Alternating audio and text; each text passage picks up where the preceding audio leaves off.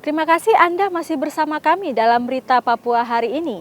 Bagi Anda yang baru saja bergabung, kami akan sajikan kembali 3 berita utama.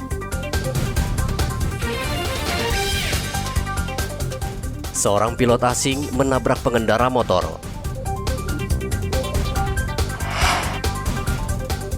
Sebelas pasien terdeteksi menderita hepatitis, Kemenkes minta warga waspada.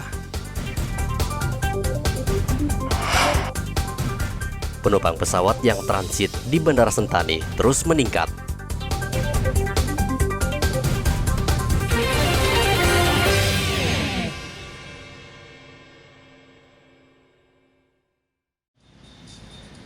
Virus hepatitis saat ini tengah mewabah di sejumlah daerah di Indonesia. Virus misterius ini menjangkit anak-anak dan beberapa pasien di Pulau Jawa meninggal dunia.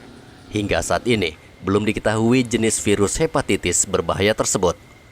Kementerian Kesehatan meminta semua pihak waspada terhadap gejala yang ditimbulkan. Kepala Bidang Pencegahan dan Pengendalian Penyakit Dinas Kesehatan Papua, Dr. Aaron Rumainum, mengimbau warga agar segera mendatangi puskesmas atau rumah sakit jika mengalami gejala hepatitis. Sebelum makan, terus menghindari tempat-tempat yang terlalu ramai, terutama rame untuk mencegah kebersihan tangan itu. Artinya kita, kalaupun kita pakai rame, kita harus sering-sering menggunakan hand sanitizer ya, atau cuci tangan.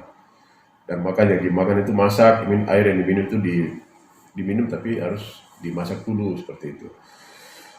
Dan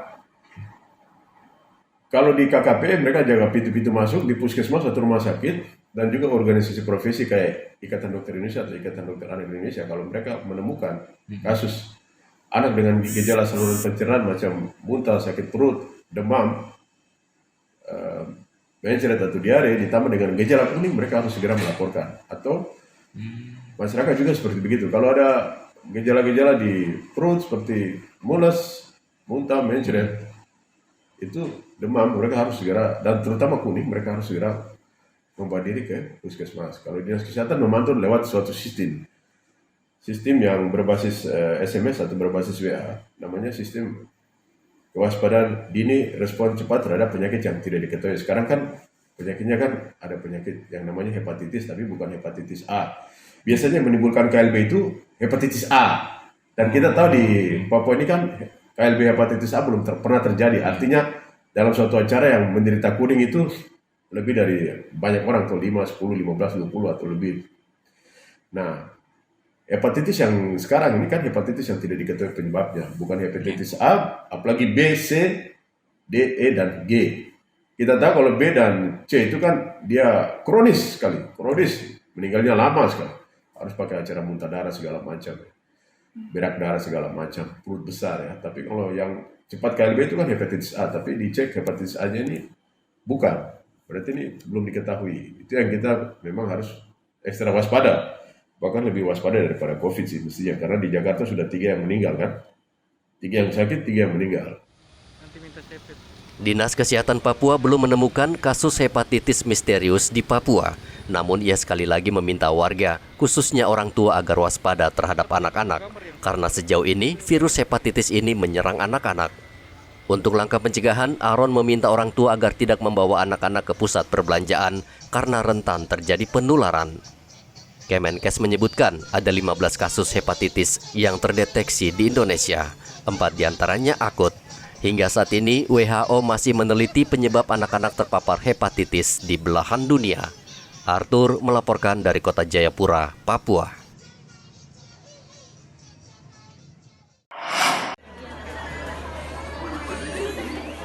Kendati jumlah kasus COVID-19 kian menurun, namun capaian vaksinasi di Papua masih terendah di Indonesia.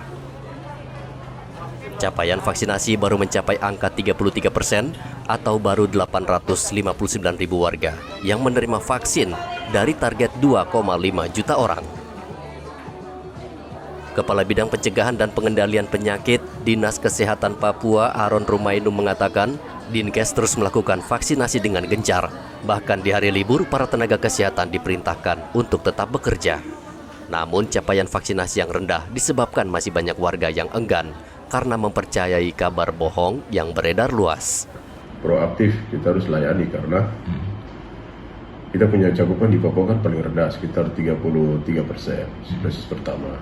Jadi respon dia entah dosis pertama, dosis kedua, atau dosis ketiga, entah di kantor, entah di rumah, kalau ada yang mau vaksin pasti kita layani.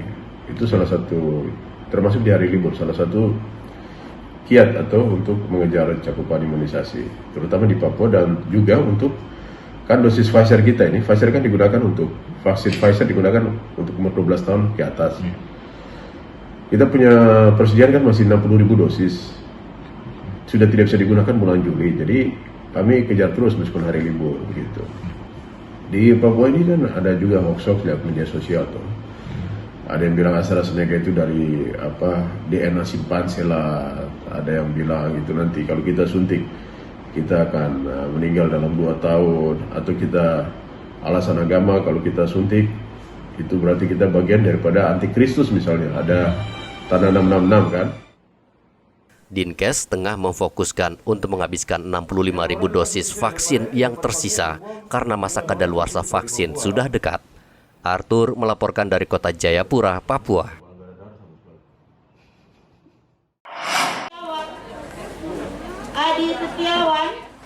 Untuk mengejar target vaksinasi yang masih sangat rendah di Papua, berbagai pihak terus menggencarkan vaksinasi massal.